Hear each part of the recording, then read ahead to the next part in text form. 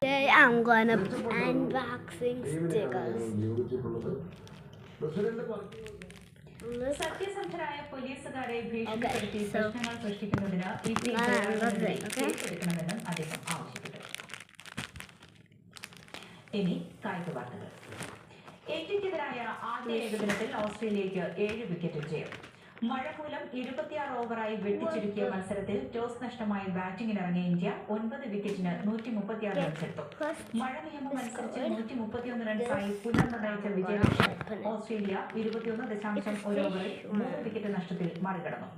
ഓസ്ട്രേലിയയ്ക്കായി Mitchell Marsh 46 Josh Philippe 37 റൺസെടുത്തു. 38 റൺസെടുത്ത KL രാഹുലാണ് ഇന്ത്യയുടെ ടോപ്പ് സ്കോറർ.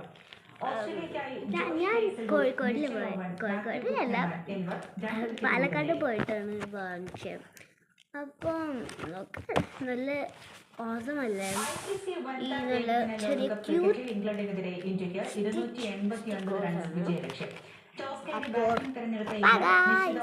ഇപ്പോഴും ഉണ്ട് സ്റ്റിക്കേഴ്സ് അവിടെ, ഇനിയുണ്ട്.